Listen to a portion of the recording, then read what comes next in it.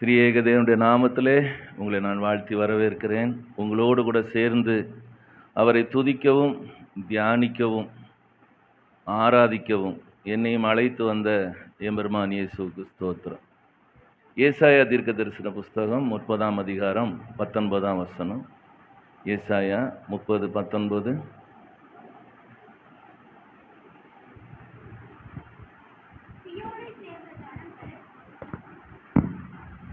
சீயோனை சேர்ந்த ஜனங்கள்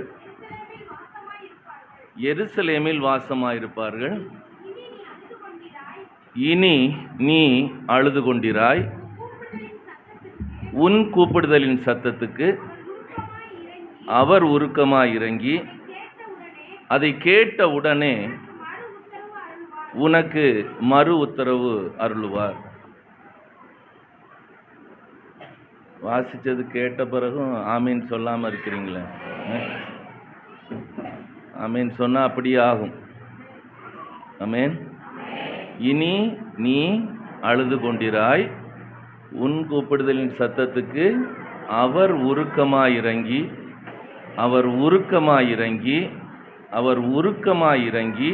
அதை கேட்ட உடனே உனக்கு அருள் செய்வார்.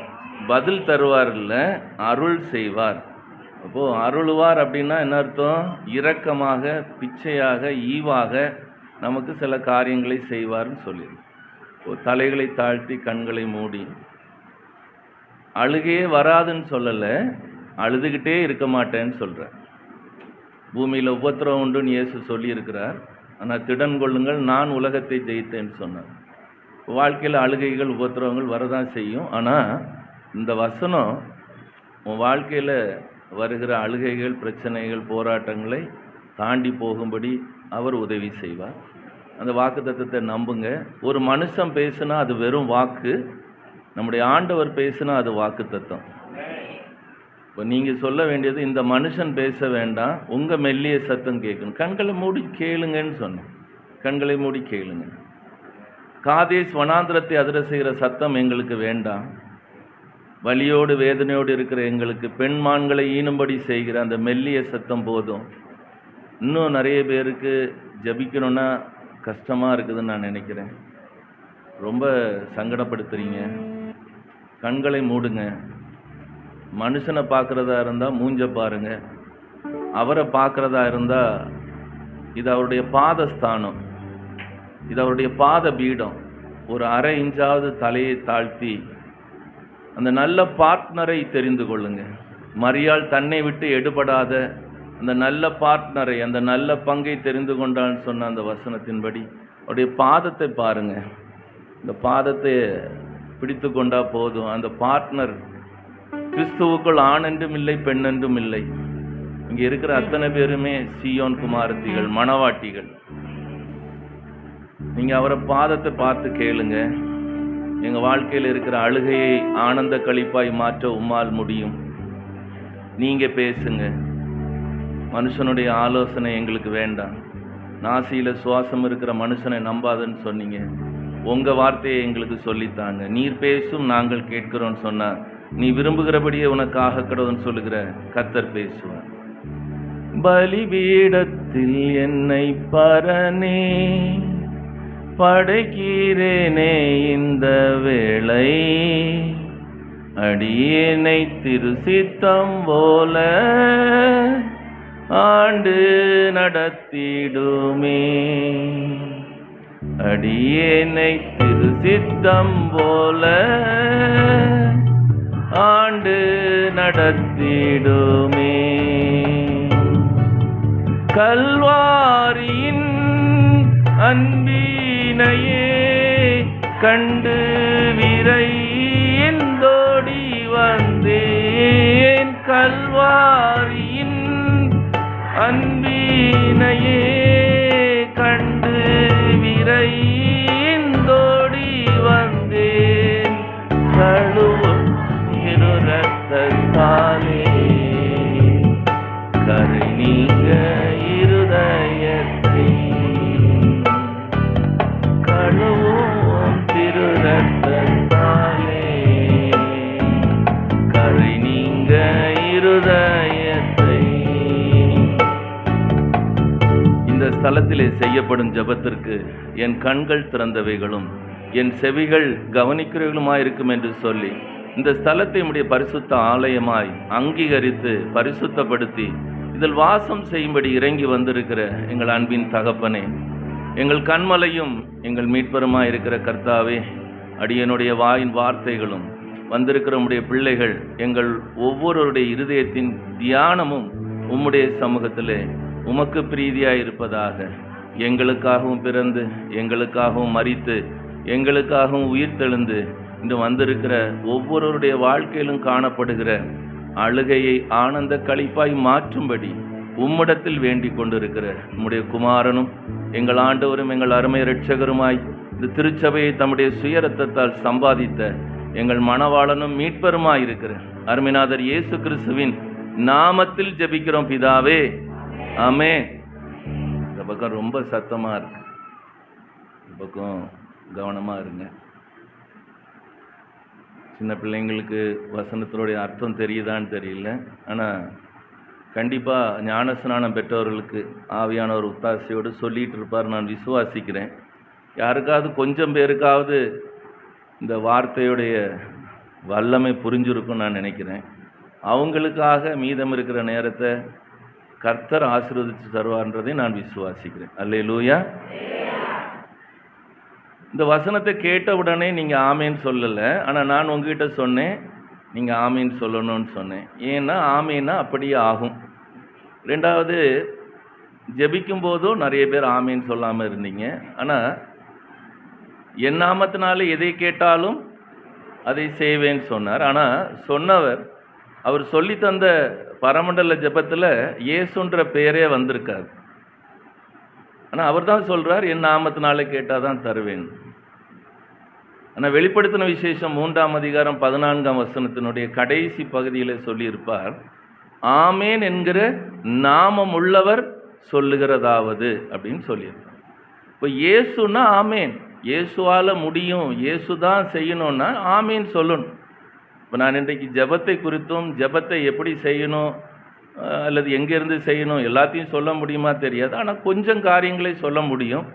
நீங்கள் ஜெபிக்கிற போது ஸ்தோத்திரம் சொல்லிகிட்டே போகிற எந்த ஜெப குறிப்புக்கும் பதில் கிடைக்குமான்னு எனக்கு தெரியாது.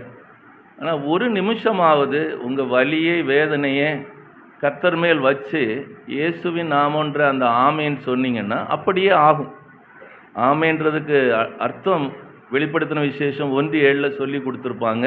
அப்படியே ஆகும் அப்படின்னு போட்டு அதுக்கு எபிரேய வார்த்தையான ஆமேன்னு சொல்லியிருப்பாங்க. இப்போ உங்கள் வாழ்க்கையில் நீங்கள் கேட்குறது அப்படியே நடக்கணும்னா நீங்கள் ஆமேன்னு சொல்லு. நீங்கள் சொல்லாமலே அவருக்கு தெரியும், நீங்கள் சொல்லாமலே அவருக்கு தெரியும். என் நாவில் சொல் பிறவாவதற்கு முன்னமே எனக்கு இன்னது தேவை என்பதை அவர் அறிந்திருக்கிறார். அப்போது உங்களுக்கு அப்படி தானே, எனக்கு மட்டும் அந்த பைபிளில் அந்த வசனம் இருக்குதா? இல்லை, உங்களுக்கும் இருக்குதில்ல, இருக்குதானே, இருக்குதில்ல. இப்போ உங்கள் நாவில் சொல் பிறவாவதற்கு முன்னமே அப்படின்னா எப்போ? காலையில் 8:30 மணிக்கு வந்து தகப்பனே வந்திருக்கிறோம், ஆவியானவரே பலந்தாங்க, இயேசு நாமத்தில் கேட்குறோம், இப்படி சொல்கிறதுக்கு முன்னாடி இல்லை. தமிழே பேச வராமல் அப்படி ஒரு வார்த்தை இருக்குது, தமிழ்ன்ற ஒரு மொழி இருக்குதுன்னே தெரியாமல் அம்மா வயிற்றுலேருந்து வெளியில் வந்து அம்மான்னு கூட சொல்ல தெரியாமல் ஒரு நாள் வந்தோம்ல, அன்றைக்கே உன்னுடைய 70 வயசு 80 வயசில் உனக்கு இன்னது தேவை என்பதை கர்த்தர் அறிந்திருக்கிறார். ஆனால் கேட்டால் தான் தருவார். உனக்கு இன்னது தேவை என்பதை அவர் அறிந்திருக்கிறார், ஆனால் கேட்டால் தான் தருவார். கேட்கலன்னா தரமாட்டார். கேட்கிறவன் எவனும் பெற்றுக்கொள்கிறான். அப்போது நிறைய பேர் வீட்டில் உட்கார்ந்துருந்துட்டு நாங்கள் ஞாயிற்றுக்கிழமை ஒரு நாள் கேட்டுட்டோம், திங்கட்கிழமை கேட்டுட்டோம், மாதத்தில் முதல் 1ஆம் தேதி வந்து நாங்கள் கேட்டுட்டோம். இயேசு சொன்னதும் புதிய ஏற்பாட்டில் பரிசுத்தவான்களை கொண்டு ஆவியானவர் சொன்னதும் சோர்ந்து போகாமல் ஜெபம் பண்ணுங்கள், இடைவிடாமல் ஜெபம், விழித்திருந்து. என்ன அர்த்தம்? அப்பாவோட பேசுங்கன்னு சொல்கிறார். ஜெபம்னா நமக்கு ரொம்ப கஷ்டமாக இருக்குது. எப்படி விழித்திருந்து ஜெபிக்கிறது, எப்படி சோர்ந்து அப்பா கூட பேசுறது இல்லையா? அப்பா காலையில் எழுப்பி உட்கார வச்சிங்களே நன்றி, அவ்வளோதான், அதுதான் ஜெபம். அதுதான் நீங்கள் அப்பாவோட பேசுகிறதோடைய அர்த்தம். முகம் கழுவிட்டு துணி மாற்றிட்டு உட்காரும்போது, அப்பா இன்னைக்கு முகம் கழுவுற அளவுக்கு பலம் தந்தீங்களே. எத்தனையோ பேர் படுக்கை விட்டு எழும்ப முடியாத சூழ்நிலையில் இருக்கும்போது என்னை படுக்கையிலேருந்து எழுப்பி இருக்கிறீங்களே. அவ்வளோதான். ஒவ்வொரு நொடியும் பேசிகிட்டு இருக்க முடியும் அப்பா கிட்ட, ஒவ்வொரு நொடியும் பேச முடியும். அதனால தான் சொல்கிறார், இடைவிடாமல் என்கிட்ட பேசுங்க, சோர்ந்து போகாமல் என்கிட்ட பேசுங்க. கேட்டதே தானே திரும்பி கேட்க போகிறோம் இல்லை? பவுல் அந்த முள் எடுபடும்படி என்ன கேட்டானா 3 தரம். அது தமிழில் அப்படி போட்டிருக்கிறாங்க. ஆனால் பரிசுத்தவான் தாவீது சொல்லும்போது, அந்தி சந்தி மத்தியான வேளைகளில் நான் உம்மையுடைய நோக்கி என்னுடைய கைகளை ஏறெடுப்பேன்னு சொல்கிறான் இல்லை? அப்படி இல்லையா பைபிளில்? 3 தடவை. அப்போ பவுல் வெறும் வருஷத்தில் அவன் ஆயுசில் 3 நாள் கேட்கல, இடைவிடாமல் எப்பெல்லாம் ஜெபிக்க வந்தானோ அப்போல்லாம் என் முள் என்னை விட்டு எடுபடணும்னு அவன் கேட்டிருக்கிறான். நமக்கு சிலருக்கு ஜெபிக்கிறதுனா தெரியல, என்ன ஜெபிக்கிறோன்னு சொல்லிட்டு. யாராக இருந்தாலும் கோபம் வரும். இப்போ நீங்கள் கேட்குறது, நான் கேட்குறது உங்களை சொல்ல, நான் கேட்குற எந்த ஒரு காரியத்தை இன்னொருத்தங்கிட்ட நான் சொல்லியிருந்தா அடித்தே கொண்டுடுவான். ஏன்னா நேற்று காலையில் சொன்ன அதே குறிப்பு தான். சோத்தை தாங்க, வீட்டை தாங்க, பொண்டாட்டி தாங்க, புள்ள தாங்க, மாப்பிள்ளை தாங்க, இதை விட வேறு ஒரு டயலாக்கும் மாறாது. ஆனாலும் அவர் என்ன சொல்கிறாரு, இடைவிடாமல். அப்போ அவர் கோபம் இல்லாமல்லாம் இல்லை, கோபத்தோடு தான் இருப்பார். வருது பாரு, காலையில் 5 மணிக்கு எந்திரிச்சு இந்த அளவு உட்காந்துருச்சு பாரு அப்படின்னு என்னை பார்த்து சொல்லுவார். ஆனால் என்ன பெரிய ஸ்பெஷல்னா, இன்னும் என்னை அடித்து சாவடிக்காமல் ஏன் விட்டு வச்சிருக்கிறாருன்னா, அவருடைய கிருபைகள் காலைதோறும் புதியவைகளாக இருக்கிறது. அப்போ நம்ம ஒவ்வொரு நாள் தொடங்கும் போதும், நம்ம ஜெபிக்க ஆரம்பிக்கும் போது, நேற்றைக்கு இந்த பாவி இதுதானே சொன்னான்னு அவர் நினைக்க மாட்டார். பாவங்களை முதுகுக்கு பின்னாக எரிந்து போட்டு அதை பாராமல் இருக்கிற தெய்வம் ஃப்ரெஷ்ஷாக அந்த கிருபையால் நம்மளை புதுசாக பிறந்த பிள்ளையை போல் பார்க்கறதுனால தான் அவர் சொல்லுகிற வார்த்தையும் நாம் ஜெபிக்கிற ஜெபமும் சரியாக இருக்கணும்னு கர்த்தர் விரும்புகிறார். ஆமென், ஆமென், ஆமென். அப்போது இனிமேல் நீங்கள் ஜெபிக்கிற ஜெபத்தை சரியாக செஞ்சால் உங்கள் வாழ்க்கையில் அழுகை வந்த உடனே அவர் உங்களுக்கு மறு உத்தரவு தருவார். அந்நாள் அழுதது தான் முதல் அந்நிய பாஷை ஜெபம். நம்ம இங்கே உளறிட்டு இருக்கிறோன்னு மற்றவன் நினச்சிட்டு இருப்பான். அதுக்கு முன்னாடி ஒரு பரிசுத்தவான் மோசே யாத்ரா 32:32 அந்நிய பாஷையில் ஜெபிச்சிருப்பான். இல்லை, அதில் தமிழ் பைபிளில் இருக்குமான்னு தெரியல. ஆனால் ஆங்கிலத்தில் ஒரு வேதாகமத்தில் ஸ்பெஷலாக அந்த கோடு மட்டும் போட்டிருக்கும், இந்த ஜனங்களை அழிக்காதீங்க, இந்த ஜனங்களை அழிக்காதீங்க. அப்படி ஒருவேளை நீங்கள் அழிக்கணும்னு நினச்சா ஆம்பிளிஃபைடு பைபிள்னு ஒரு பைபிள் இருக்குது, அதில் ஒரு கோடு போட்டிருக்கும். மூல பாஷையில் ஹீப்ருவில் எழுதப்பட்டிருக்கிறதுல ஒரு கோடு போட்டிருக்கும். நீங்கள் என்ன அழிச்சிருங்க, முதலாக திறப்பில் நின்ற ஒரே ஒரு பரிசுத்தவானும் கடைசி பரிசுத்தவானாகி இயேசுவும் தான். பாவங்களை ஏற்றுக்கொண்டு எங்களை நரகத்துக்கு அனுப்புங்கன்னு சொன்ன 2 பேர். அதில் ஒருத்தர் மோசையை அவர் அனுப்பலை, ஆனால் இயேசு நமக்காக பாதாளம் போய் மேலே வந்தார். இந்த 2 பேர் மட்டும்தான் திறப்பில் நின்றவர்கள். எனக்காக திறப்பில் நிற்கிற, உங்களுக்காக திறப்பில் நிற்கிறதுக்கு உலகத்தில் வேறு யாருமே கிடையாது. அப்போது அந்நிய பாஷையில் ஜெபிங்க அப்படின்னா, நீங்கள் அழுறீங்கள்ல, வலியோட துடிச்சு அழுறீங்கள அந்நாளை போல், அதுவே ஒரு அந்நிய பாஷை ஜெபந்தான். ஆண்டவர் ரொம்ப கோபமாக இருக்கீங்களே, அவள் பேசுனது யாருக்காவது புரிஞ்சுதா? இதே ஜெபந்தான் மேல் வீட்டறையில் அந்த பிள்ளைங்களாம் என்ன சொன்னாங்க, இவனை குடிச்சிட்டு வளர்றான்னு சொன்னாங்க. இல்லை, என்னப்பா இப்படி இருக்கீங்க? ஏலி தாத்தா சொன்னது மாதிரி தானே அங்கே கூடியிருந்த 120 பேர் ஜெபிக்கும் போது மற்றவங்க என்ன சொன்னாங்க, ஏலி ஐயா என்ன சொன்னாரோ அதே டைலாக் அப்படியே சொன்னாங்க. ஒருவேளை நீங்கள் அழும்போது உங்களை அறியாமலே நீங்கள் தேவ பாஷையில் பேசிகிட்டு இருக்கிறீங்க. ஆனால் அது இன்றைக்கு தான் கடைசி, இன்றைக்கு கடைசி. இனிமே கர்த்தர் சொல்லி தருகிற பாஷையில் நீங்கள் பேசி ஜெபிப்பீங்க. ஆனால் உங்கள் அழுகையின் பாஷை இன்றைக்கோடு முடிஞ்சிடும். இத்தனை வருஷமாய் உங்களுடைய அழுகையெல்லாம் துருத்தியிலே சேர்த்து வைத்தவர் இன்றைக்கு அதற்கு பதில் தருவார். ஆனால் அதுக்கு குவாலிஃபிகேஷன் என்னென்னா, கூப்பிடணும். 2வது முக்கியமான குவாலிஃபிகேஷன், முதல் குவாலிஃபிகேஷன் என்ன அப்படின்னா, சீயோனின் ஜனமாக இருக்கணும். சீயோன் நம்ம திருச்சபைன்னு சொல்கிறோம்ல, திருச்சபைன்னா என்ன? திருச்சபைன்னா எக்லீசியா அப்படின்னு சொல்லிட்டு போயிடாதீங்க, அது கிரேக்க பாஷை, அது இருந்துட்டு போட்டோம். திருன்னா 3, திருமூர்த்தி அப்படின்னா மும்மூர்த்தி சொல்லுவாங்க. திருன்னா 3. பிதா, குமாரன், பரிசுத்த ஆவியாய் மூவரும் ஒன்றான ஒரே மெய் தேவனை ஆவி, ஆத்துமா, சரீரமாய் மூன்றும் ஒன்றான மனுஷன் வந்து சந்தித்து தொழுது கொள்ளுகிற இடம் திருச்சபை. அப்போ இந்த திருச்சபையில் வந்திருக்கிற நீங்க அவருடைய சாயல்ல, அவருடைய ரூபத்தில் படைக்கப்பட்டிருக்கிறோன்ற உணர்வோடு இங்கே வந்தீங்கன்னு சொன்னால், இந்த இடம் உங்களுடைய திருச்சபையாக இருக்கும், இந்த இடம் உங்களுடைய ஏதேனாக இருக்கும், இந்த இடம் உங்களுடைய சீலோவாக இருக்கும், இந்த இடம் உங்கள் சீயோனாக இருக்கும். அப்போது ஏதேனில் இருந்து தோற்று போனவனுக்கு இந்த உலகத்தில் சொல்லுவாங்கள்ல, வாழ்ந்து கெட்டவன். அந்த அண்ணாச்சி 10 கார் வச்சுருந்தாரு, இப்போ ஆட்டோவில் கூட போகல, சைக்கிளில் போகிறாரு. அந்த அக்கா பார்த்திங்கன்னா 4 வீடு வச்சு வாடகைக்கெல்லாம் விட்டாங்க. இன்றைக்கி பாருங்கள், ஒரு இருக்கிறதுக்கு வீடு கூட இல்லை, கடனில் மாட்டிக்கிட்டாங்க. வாழ்ந்து கெட்டவங்க அப்படின்னு சொல்லுவாங்கள்ல. இந்த உலகத்தில் வாழ்ந்து கெட்டவன்ற ஒரே ஒருத்தன் யாருன்னா ஆதாம் தான். தேவனோடு வாழ்ந்து சாத்தானால் கெட்டு போன அந்த ஒரு குடும்பத்துக்காக எழுதப்பட்டது தான் இந்த புஸ்தகம். அந்த குடும்பம் எப்படி தோற்று போச்சுதோ அது நம்ம வாழ்க்கையில் வரக்கூடாது, அதுக்காக தான் ஜெபம். அந்த குடும்பம் எப்படி ஏமாற்றப்பட்டதோ அதிலிருந்து நாம் தப்பும்படியாக தான் இந்த பரிசுத்த வேதாகமத்தினுடைய வார்த்தைகள். நமக்கு கொடுக்கப்பட்டிருக்கிற ஒரே ஒரு வேலை, ஆதாமுக்கு கொடுக்கப்பட்ட அதே வேலை, மண்ணை பண்படுத்தவும் காக்கவும். உங்களை என்னை இந்த உலகத்தில் எதுக்காக ஆண்டவர், நீங்கள் எந்த ஊருக்காரங்களும் எனக்கு தெரியாது, ஆனால் பாதி பேர் சிவகாசியில் இந்த தெருவை சார்ந்தவர்கள் கிடையாது. எங்கே இருந்து மண்ணெடுத்து உண்டாக்கப்பட்ட உங்களை இந்த ஏதேனுக்கு அழைத்து வந்து உங்களை பண்படுத்தவும் காக்கவும் தான் கர்த்தர் இங்கே கொண்டு வந்திருக்கிறார். இப்போ பண்படுத்துகிறதற்கு என்ன செய்யணும்? மண்வெட்டி எடுத்துட்டு வாழைத்தோப்பில் போய் மண் வெட்டுறது அதல்ல. இன்றைக்கு வாசித்த சங்கீதத்தில் அருமையான வசனம் இருந்து, நம்முடைய உருவம் என்னதென்று அவர் அறிந்திருக்கிறார், நாம் மண் என்று அவர் நினைவு கூறுகிறார். அப்போ மண்ணாக இருக்கிற நம்மை பண்படுத்துவதும் நம்மை பாதுகாக்கிறதும் தான் நமக்கு கொடுக்கப்பட்டிருக்கிற வேலை. முதலாவது நீ குணப்பட்ட பின்பு உன் சகோதரரை ஸ்திரப்படுத்து. முதல்ல நீ குணப்படணும். அந்த குணப்படுத்துகிறதற்காக தான் இந்த சபையிலே அவர் வசனத்தை அனுப்பி உன்னை குணமாக்குகிறார். உன்னை பண்படுத்துகிறது இந்த வசனம், உன்னை பாதுகாக்கிறது உன்னுடைய ஜெபம். ஜெபம் மட்டும் இருந்தாலும் போதாது, அதில் வசனம் இருக்கணும். வசனம் இல்லாத ஜெபம் கர்த்தருக்கு அருவருப்பானது.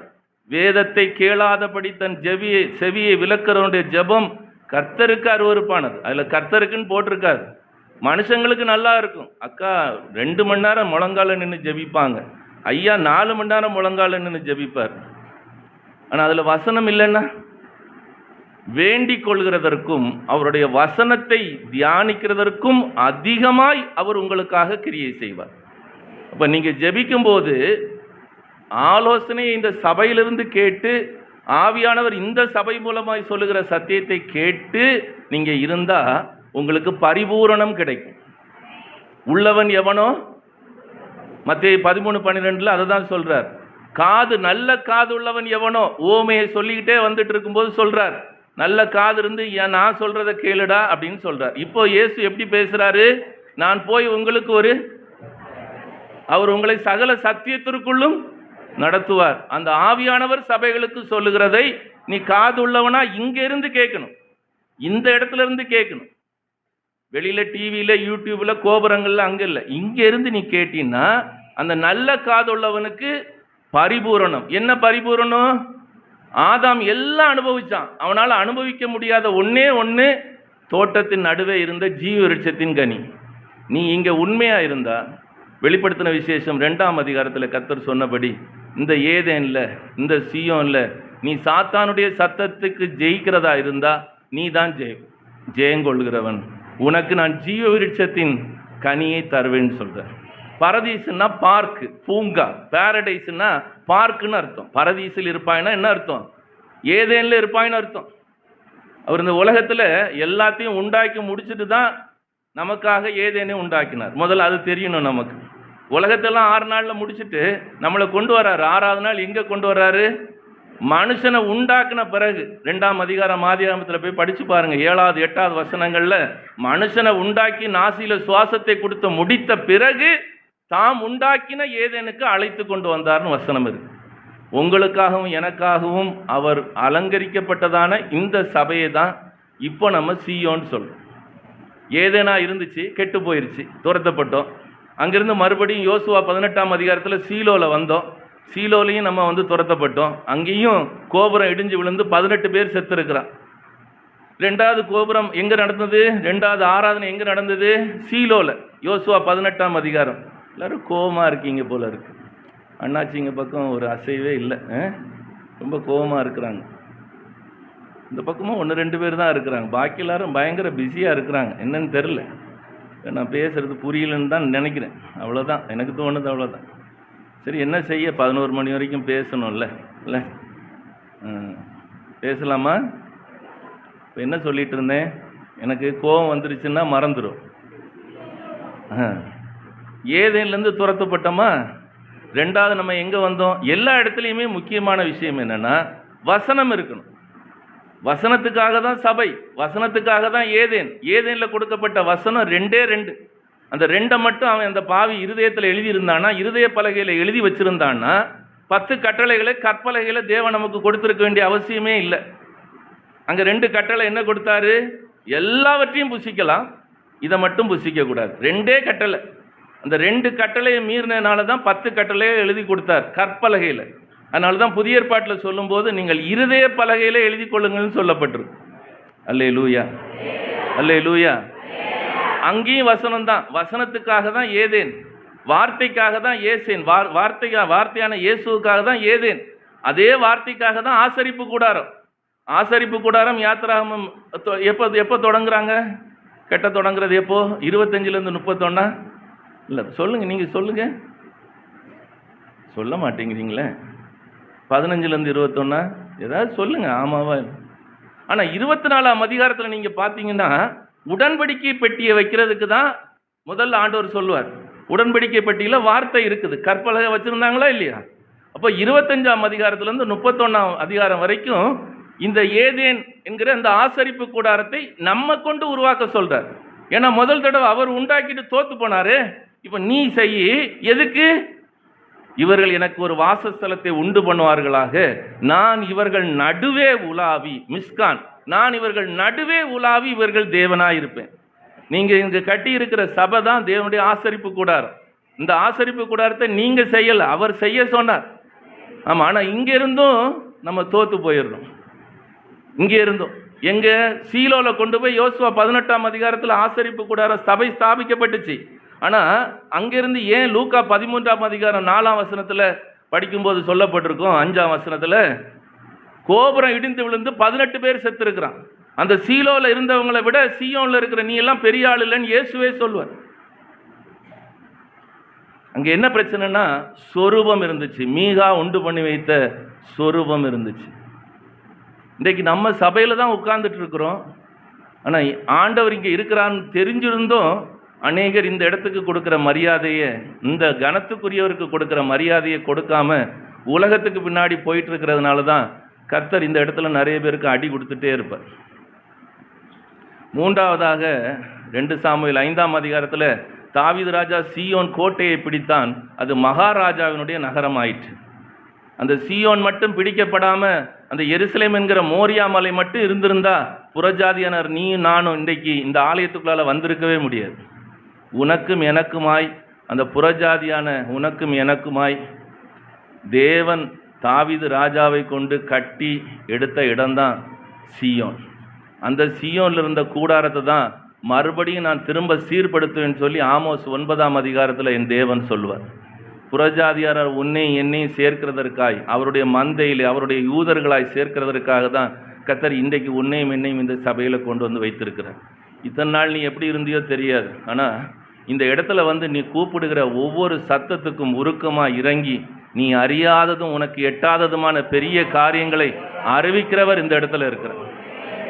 நீ கூப்பிட்டா உனக்கு நிச்சயமாக அறிவிப்பார். நீ கூப்பிட்டா நிச்சயமாக பதில் தருவார். ஆனால் ஏன் கூப்பிடாமல் தரமாட்டார் அப்படின்னா, நீ ஒருவேளை மனசுக்குள்ளால் நீ என்ன கேட்குறன்றது அவருக்கு தெரியணும். எது கேட்டாலும் தருவார். 3 பதில் தான் இருக்கும். ஒன்று தருவேன், இன்னொன்று நான் தரமாட்டேன், இன்னொன்று இப்போதைக்கு தரமாட்டேன். ஆனால் அடம் பிடிச்சி எனக்கு வேணும்னு கேட்டால் பாம்பும் தருவார், கல்லும் தருவார். நீ கேட்குறது மீனாக இருக்கணும்னு அவர் விருப்பப்படுகிறார், நீ கேட்குறது அப்பமாக இருக்கணும்னு விருப்பப்படுறார். ரொம்ப கோபமாயிட்டீங்களே? இல்லை கேட்கிறவன் எவனும் பெற்றுக்கொள்கிறான்னா என்ன அர்த்தம்? கேட்குறத கொடுக்குறாருன்னு தானே அர்த்தம்.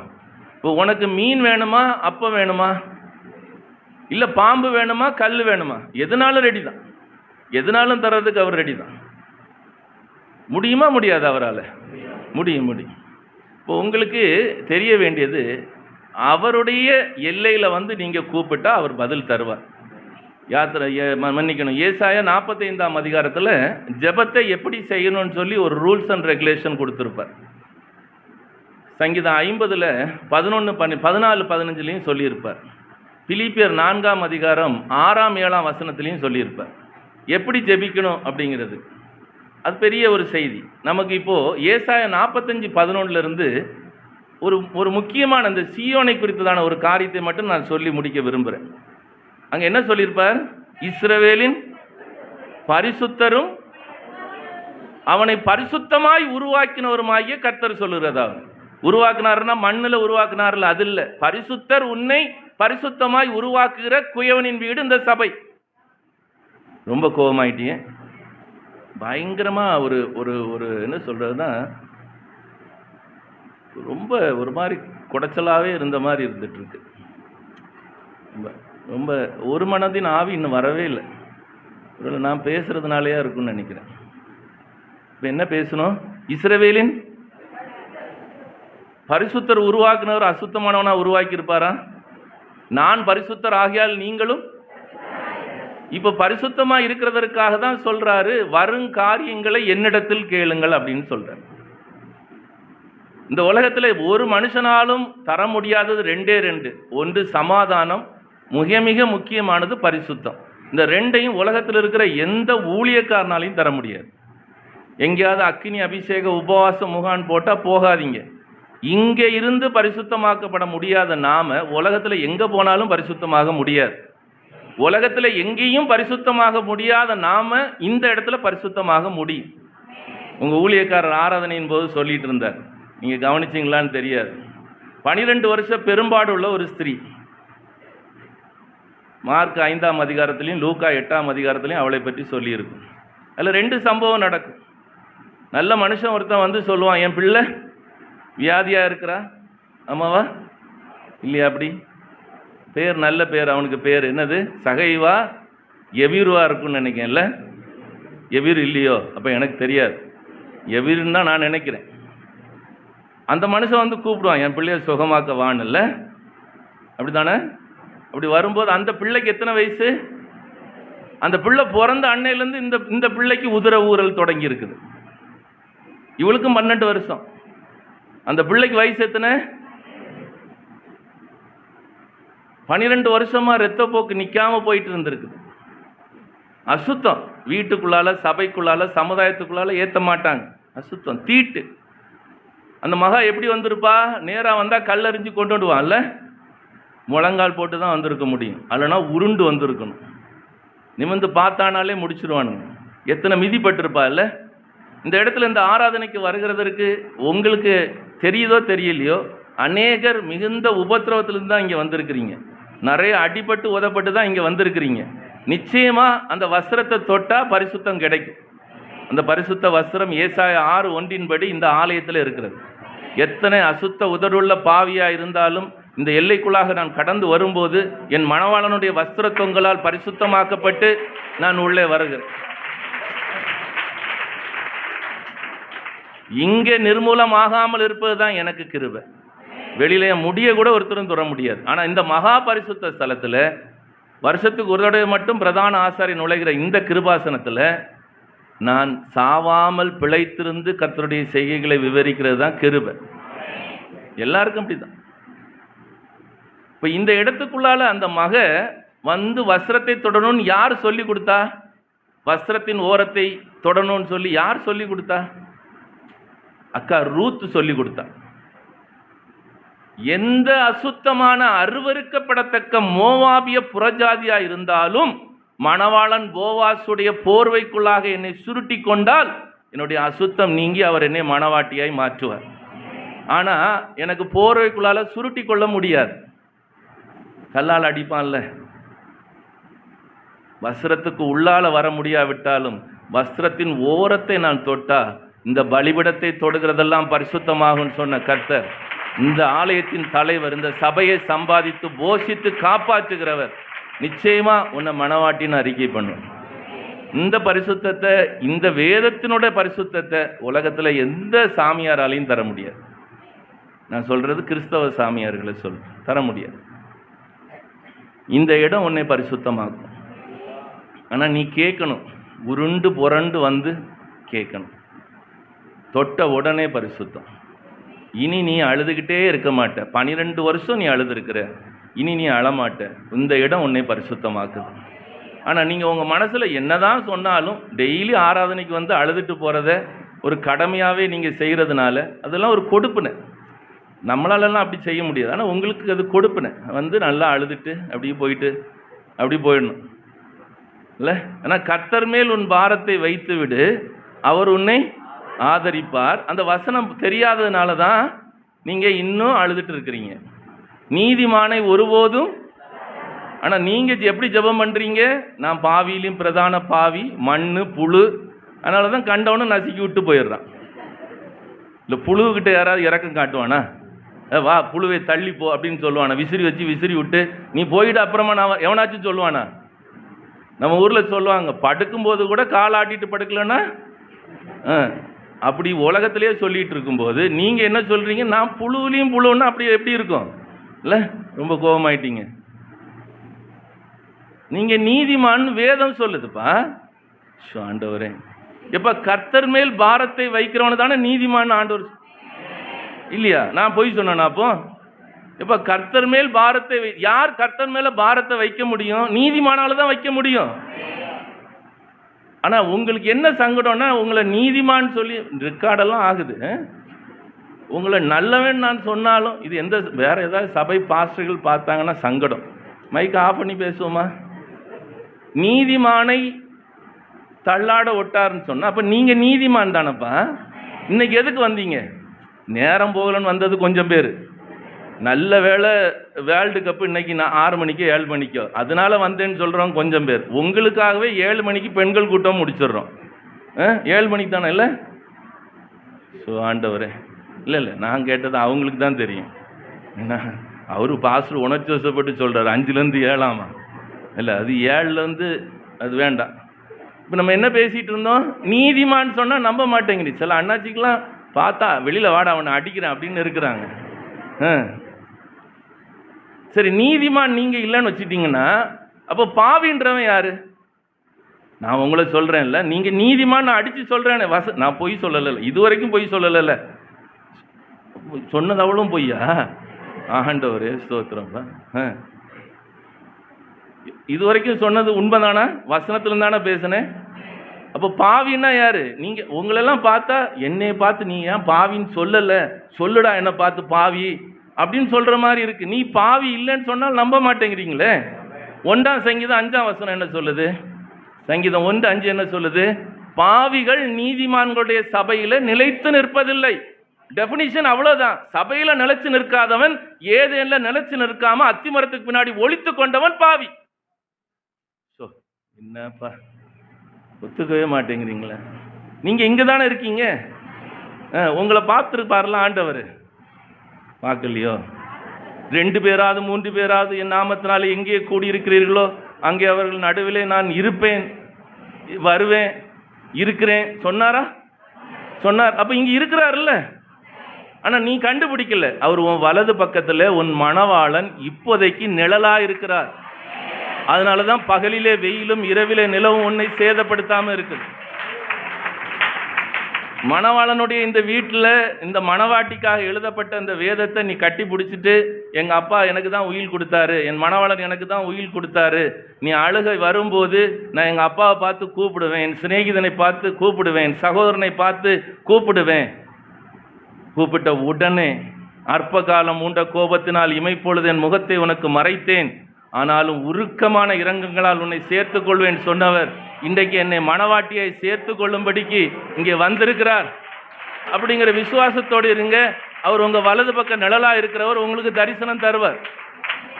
இங்க பார்க்க முடியாத இயேசுவை நீங்க எங்க போயும் பார்க்க முடியாது. கர்த்தரை கண்டடையத்தக்க சமயத்தில் அவரை தேடுங்கள், அவர் சமீபமாயிருக்கையில் எப்போ கூப்பிடணும்? அவர் சமீபமாக இருக்கும்போது. நீ தனியாக வீட்டில் உட்காந்து கூப்பிட்டு வராரான்னு தெரியல, வந்துருவாரா இருக்கலாம். ஆனால் 2 பேர் 3 பேர் அவருடைய நாமத்தினாலே எங்கே கூடியிருக்கிறீர்களோ இங்கே நிச்சயமாக அவர்கள் நடுவிலே, அந்த மிஸ்கானில் ஆசரிப்பு கூடாரத்தில் வந்தவர் இங்கே நடுவிலே வருவார், வந்திருக்கிறார். நான் விசுவாசிக்கிறேன்.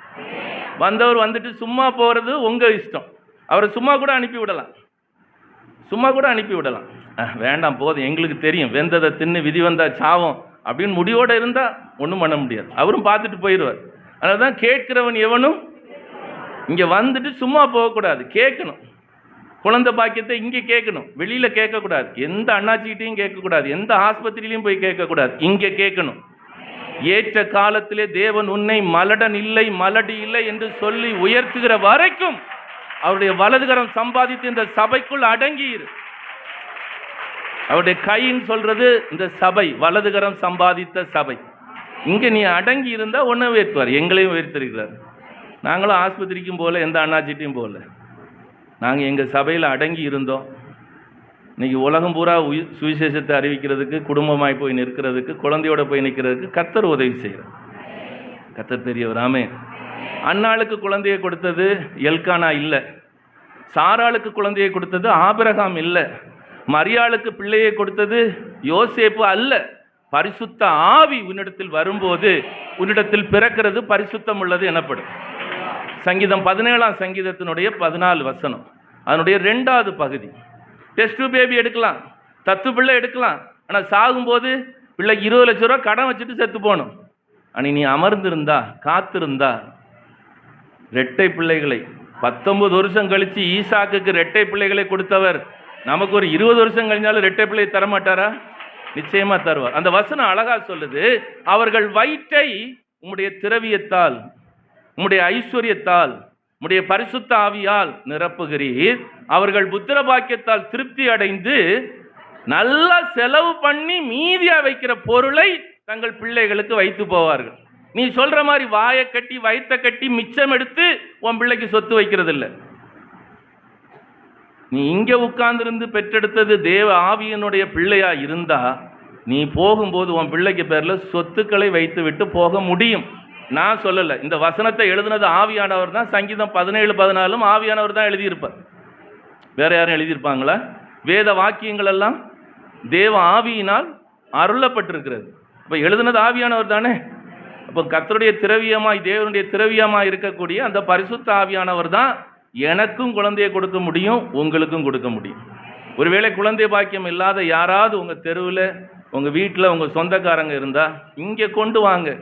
முதலாவது தேவன் அவர்களை பரிசுத்தமாக்குவார். இன்றைக்கு வாசித்தோமே, அக்கிரமங்களை எல்லாம் நீக்கி, நோய்களை எல்லாம் குணமாக்கி, உன் பிராணனை அழிவுக்கு விலக்கி மீட்டு, கிருபையினாலும் இரக்கங்களினாலும் முடிசூட்டி, நன்மையினால் உன் வாயை திருப்தி ஆக்குவார். கழுகுக்கு சமானமாய் உன் வயது திரும்ப சின்ன பிள்ளையை போல மாறும். எவ்வளவு பெரிய கேன்சர் வியாதியாக இருந்தாலும் எசேக்கியா ராஜா ஜெபித்த அந்த ஜெபம், பிளவை, அரிப்பிளவை, நமக்கு தமிழில் பழைய ஏற்பாட்டில் பிளவைன்னு போட்டிருக்கும், புதிய ஏற்பாட்டில் அரிப்பிளவைன்னு போட்டிருக்கும். கேன்சர், அந்த பிளவை வியாதியில் வந்தால் செத்து போவான். அவனால் தனியாக கோயிலுக்கு ஆராதனைக்கு வர முடியாது. அவன் என்ன செய்யணும்? 2 பேர் அவனை கைத்தாங்களாக கொண்டு வரணும். வந்தால் அவங்க 2 பேருக்கும் கேன்சர் வந்துடும். ஆராதனைக்கு ஆசாரியன் வந்து நிற்கணும், ஒருத்தனாவது வரணும்.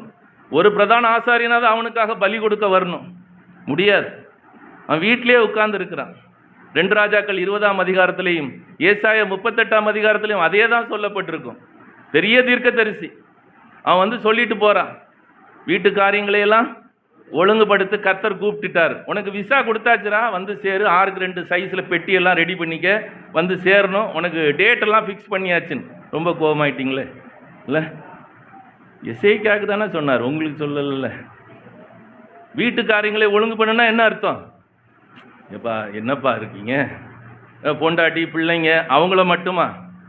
உனக்கு ஏற்ற மாதிரி ஒரு 6க்கு 4 8க்கு 4 நல்ல பெட்டி, நல்ல சைஸில், இல்லை இல்லை இல்லை தேக்கு மரத்தில், இல்லை சந்தன மரத்தில். நம்ம போன பிறகு எல்லாம் இந்த கள்ளி பலகையில் தான் போடுவாங்க. ரொம்ப கோபமாயிட்டீங்க. இப்போ எசேக்கியாவை சொல்கிறேன்பா, உங்களை சொல்லலை.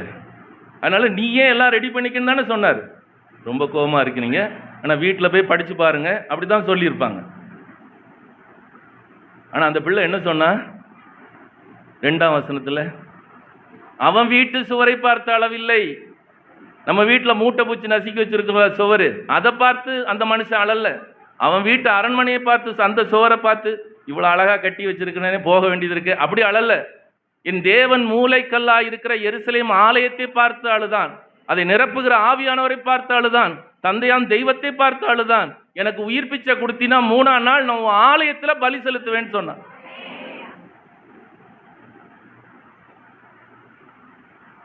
ஒருவேளை உனக்கு கேன்சர் வியாதி வராது, வரக்கூடாது.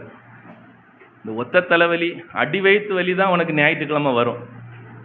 அந்த வலிக்கெல்லாம் வீட்டில் உட்கார்ந்துருந்துட்டு பிள்ளைகிட்ட போய் அம்மாவுக்கு ஒத்த தலைவலின்னு சொல்லிடு பாஸ்டர்கிட்ட, அப்படிலாம் சொன்னால் அது வந்துன்னா ரொம்ப கஷ்டம். அதுக்கு பேர் மைக்ரேன் ஹெட்டேக்.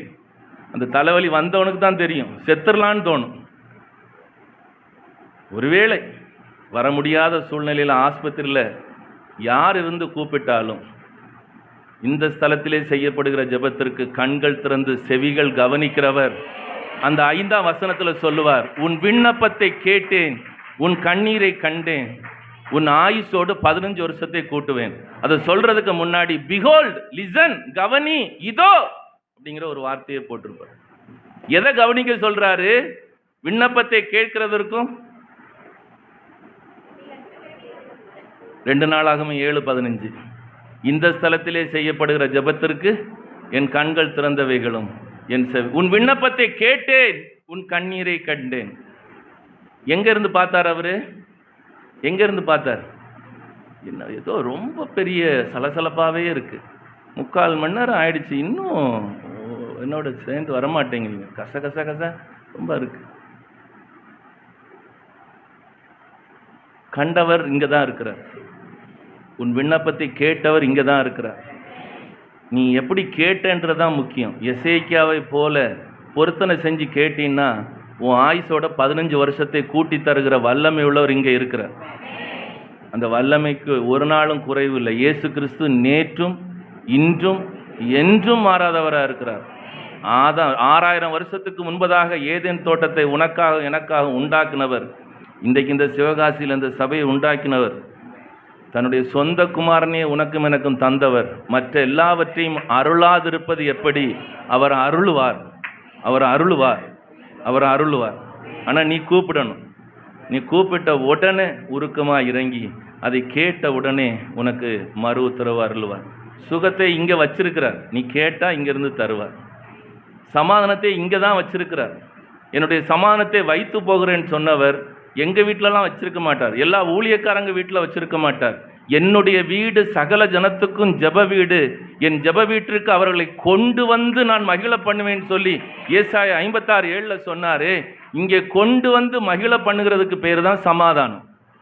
உலகத்தில் காசு பணம் இல்லாமல் இருந்தால் கூட நீ சமாதானமாக வாழ்ந்துடலாமான்னு தெரியல. ஆனால் உன்னை இந்த வீட்டுக்கு கொண்டு வந்து உன்னை அவர் சமாதானம் தருகிறார். ஆகாய் 1-2 அதிகாரமா 2ஆம் அதிகாரத்தில் உள்ள 9ஆம் வசனம் என்ன சொல்லுது? முந்தின ஆலயத்தின் மகிமையை பார்க்கிலும் இந்த இந்த இந்த இந்த பிந்தின ஆலயத்தின் மகிமை பெரிதாயிருக்கும், இவ்விடத்திலே நான் சமாதானத்தை கட்டளையிடுவேன். ஏன் சாலோம்னு பேர் வச்சு அந்த சாலமோனுடைய சபையில் அப்போ சமாதானம் இல்லையா?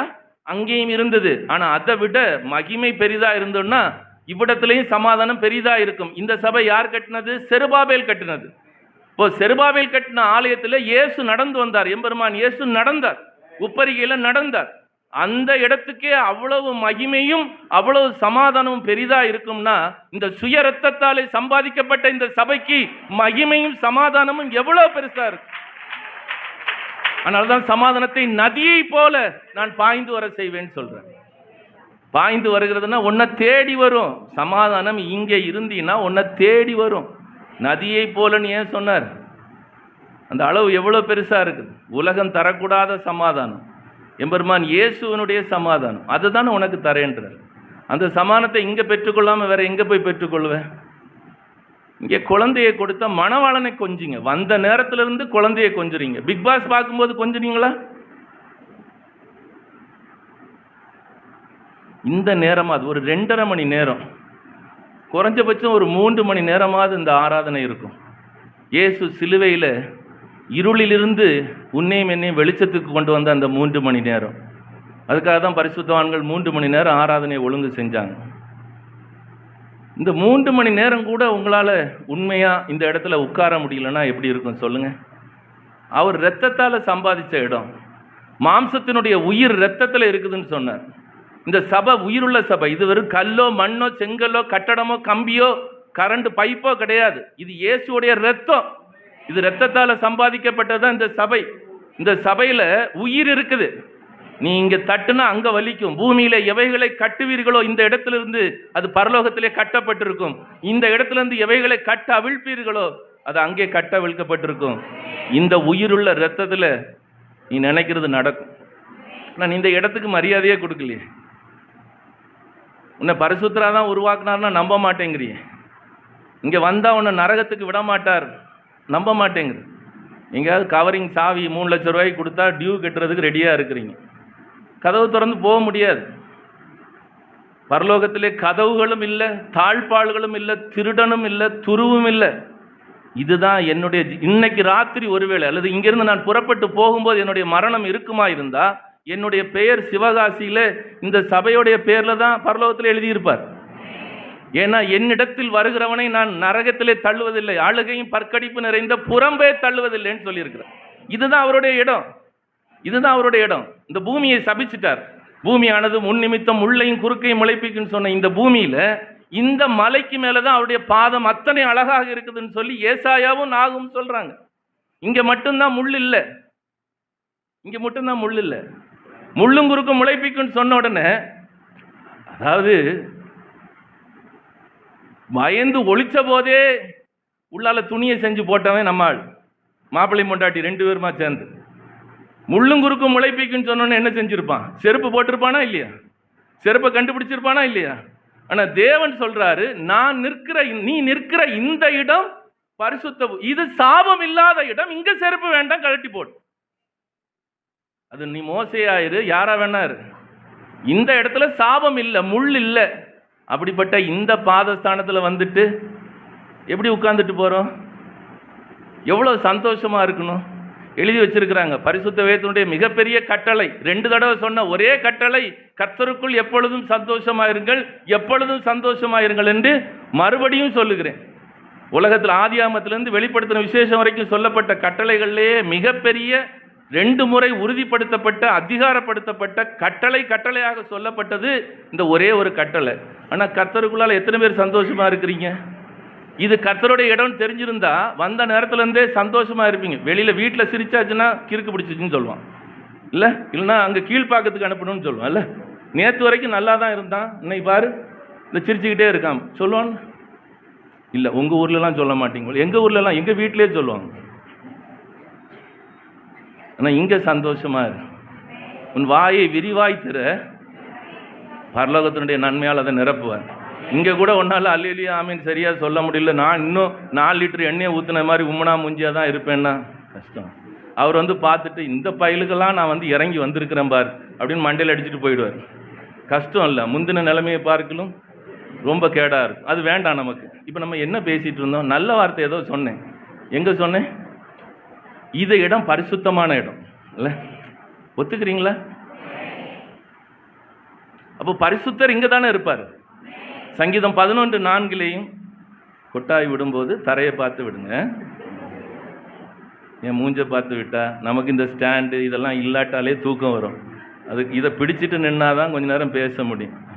என் பிள்ளை சொல்கிறா, சரி தாத்தா அழகா சொல்கிறேன். இது என்ன பேசணும்? ஆபகுக்கு 2:20, சங்கீதம் 11:4. கர்த்தர் இந்த ஆலயத்தில் இருக்கிறார், இங்கே மட்டும்தான் இருக்கிறார். இந்த சபிக்கப்பட்ட முள்ளும் குறுக்குமான இந்த பூமியில் 132ஆம் சங்கீதம் 13ஆம் வசனத்தில் இதெல்லாம் எதுக்கு சொல்கிறேன்னா, ஏதோ உணர்ச்சி வசப்பட்டு இன்னைக்கு கேட்டுட்டு போயிடக்கூடாது. இதை விட 2 மடங்கு ஜனம் வந்து இன்னைக்கு சாயங்காலம் பெண்கள் கூட்டத்தில் பார்க்கணும். ஆமாம், நான் இன்னைக்கு போய் யூடியூப்பில் பார்ப்பேன் சொன்னது லட்சணம் எப்படி இருக்குதுன்னு சொல்லி. இப்போ கேட்டுட்டு மண்டே ஆட்டிட்டு போய் கிரிக்கெட் பார்க்க போயிடக்கூடாது. 7 மணிக்கு தான் தொடங்கும். சரியா? நீங்கள் இங்கே உட்கார்ந்தீங்கன்னா இந்தியா ஜெயிச்சிடும். இங்கே வராமல் வீட்டில் உட்கார்ந்தீங்கன்னா நியூசிலாந்துக்கு தான் கப்பு. இல்லை, எவன் ஜெயிச்சா நமக்கு என்ன? இல்லை, அப்படி தான் உட்கார்ந்துருக்கீங்க போல. இப்போ என்ன பேசிகிட்டு இருந்தோம்? இந்த சபிக்கப்பட்ட பூமியிலே கர்த்தர் இந்த மணவாட்டியை, இந்த சீயோனை, இந்த நிலாவை தெரிந்து கொண்டு அது தமக்கு வாசஸ்தலம் ஆகும்படி விரும்பினார். ரொம்ப ரொம்ப கஷ்டம். என் இருதயம் என்னாலும் நோக்கமா இருக்குன்னு சொல்லி 2 நாளாகும் 7:16 சொன்னாரு. இருதயம் எப்படி யார் மேல நோக்கமா இருக்குது? மணவாட்டியின் மேல தான் நோக்கமா இருக்கும். இல்ல ஏமாத்துறவன் மேலேயா நோக்கமா இருக்கும்? துரோகிகள் மேலேயா நோக்கமா இருக்கும்? மணவாட்டிகள் மேல் என்னாலும் நோக்கமா இருக்கும். ஆமாவா? ஆமாவா? அதே வசனத்தை தான் இங்க சொல்றார். நான் ஐ லவ் யூன்னு சொல்றார்.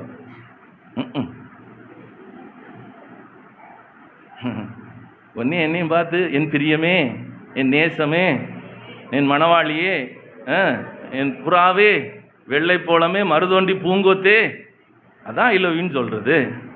போறேன் வர்றேன்னு சொல்லனா அழுக வருது இல்லை? அவர் எவ்வளோ பெரியவர் இல்லை? அவர் சொல்லனா தான் அழுக வரணும். மற்றவன் எவன் சொல்லாட்டாலும் கவலையே இல்லை, அவர் சொல்லணும். அவர் சொல்றதுக்காக தானே வந்திருக்காரு இல்லை? அந்த பக்கமும் அப்படிதான். நிறைய பேருக்கு அவ சொல்லிட்டா நல்லா இருக்கும் அப்படின்னு சொல்ல முடியாது. அவ சொல்லாததுனால தான் நீ உயிரோடு இருக்கிற. ஆமா, அல்லேலூயா. இந்த இடத்துல அவர் அவ்வளோ பிரியமா இருக்கிறார். இந்த இடத்துல பிரியமா இருக்கிறார். இங்க மட்டும் அவர் உருக்கமா இறங்குவார். மணவாட்டில என்ன செய்ய முடியும்? நம்மளை நம்பி வந்துட்டால இல்ல. ஐயோ, மாப்பிள்ளையும் பொண்டாட்டிக்கு சண்டை வந்ததுன்னு வச்சுக்க, ஒரு நல்ல மாப்பிள்ளையா இருந்தா அடிப்பான். அதே மாதிரி ஏத்த துணையா இருந்துச்சுன்னா அதுவும் அடிக்கணும் திரும்ப இல்ல. அதானே ஏற்ற துணை இல்ல. என்னப்பா, ஆனா கொஞ்ச நேரத்தில் ராசி ஆயிடுவாங்க. எப்ப ராசி ஆயிடுவாங்க? சாயங்காலம் படுக்கையில் ஏறும் முன்பு உன் கோபம் தனியே கடவுது இல்ல. அப்படிலாம் இல்லைல்ல நமக்கு. அதெல்லாம் என்ன, நம்ம அப்படியே போயிட்டு இருக்கிறோம். சூரியன் அஸ்தமிக்கிறதுக்கு முன்னாடி, அதாவது 2 இடத்துல சொல்லப்பட்டிருக்கு. ஒன்று சூரியன் அஸ்தமிக்கிறதுக்கு முன்னாடி, இன்னொன்று படுக்கைக்கு போறதுக்கு முன்னாடி. 2 வசனமும் பரிசுத்த வேதத்தில் இருக்கு. அப்போ படுக்கையில் ஏறதுக்கு முன்னாடி யாருக்கு? சூரியன் அஸ்தமிக்கிறதுக்கு முன்னாடி உலகத்தானோட இருக்கிற பிரச்சனை. படுக்கையில் ஏறதுக்கு முன்னாடி மாப்பிள்ளைக்கு முன்னாடி இருக்கிற பிரச்சனை தீரணும். தீரலன்னா அது பாவம். அது என்ன அர்த்தம்? நீங்க சண்டை போட்டுட்டு படுத்ததுனால அல்ல பாவம். நீங்க 2 பேரும் ஆண்டவரோடு பேசாம படுத்தீங்க பாருங்க, அதுதான் பாவம். சிலர் காலையில காணாது. அர்த்தம் புரியலன்னா தெரியாது, ரெக்கார்டா இருக்கிறது. அப்புறம் போய் வீட்டில் போய் கேட்டு பாருங்க. அப்போ என்ன சொல்லி தந்த இப்போ உங்களுக்கு? இது அவர் பிரியமே, நேசமே அப்படின்னு சொல்லி ரசிச்சு ருசிச்சு பார்க்கிற இடத்துல உம்மனா மூஞ்சி மாதிரி இருந்தான்னா கொமட்டியில குத்தணும் தோணுமா தோணாது? நம்மளை பார்த்து அவர் மகிழ்ச்சி. அவர் சொல்றாருல்ல, செப்பனியா 3ஆம் அதிகாரத்தில் அந்த அகாப்பை அன்பை குறித்து 11ஆம் வசனத்திலிருந்து 20ஆம் வசனம் வரைக்கும் சொல்லும் போது, அவர் உன்னில் மகிழ்ந்து களி கூறுவார். விளங்கிருச்சு. இந்த ஆமீன் இந்த எனக்கே கேட்கலையே, அப்புறமா அவருக்கு எப்படி கேட்டிருக்கோம்? உங்க வீடு வரைக்குமாவது கேட்க வேண்டாமாப்பா? சிவகாசியில் கர்த்தர் பெரியவர். ஆமீன். இங்கே அவர் உன்னை மகிழ பண்ணுவார். நீ வர முடியாத இந்த இடத்துக்கு தகப்பன் தோளில் சுமப்பது போல உன்னை சுமந்து கொண்டு வந்து இங்கே விட்டுருக்கிறார். இந்த பர்வதத்துக்கு நீ வர முடியாது, எவனும் வர முடியாது. இயேசு சொல்றார் 2000 வருஷமா, வருத்தப்பட்டு பாரம் சுமக்கிறவர்களே நீங்கள் எல்லாரும் என்னிடத்துக்கு வாங்க, நான் உங்க மூச்சு இழைப்புக்கு ஆறுதல் தரேன். நீ பயந்து ஓடி மூச்சு இழைக்கிற, கடன் வாங்கிட்டு ஓடி போய் மூச்சு இழைக்கிற, நோயில் அவமானப்பட்டு ஆஸ்பத்திரிக்குள்ளால மூச்சு இழைக்கிற, இங்க வா, நான் உன் மூச்சு இழைப்புக்கு ஆறுதல் தருவேன். 29ஆம் வசனம், உங்கள் ஆத்துமாக்களுக்கு மோட்சத்தை தருவேன், என் நுகம் மெதுவாயும் என் சுமை லெகுவாயும் இருக்குன்னு சொல்ற. சொல்லி 2000 வருஷமா அவரே கூப்பிட்டு இருக்கிறார், ஒருத்தனும் வரல. ஏன் வரல? இது அடைக்கப்பட்ட தோட்டம், மறைவு கட்டப்பட்ட நீரூற்று, முத்தரிக்கப்பட்ட கிணறு.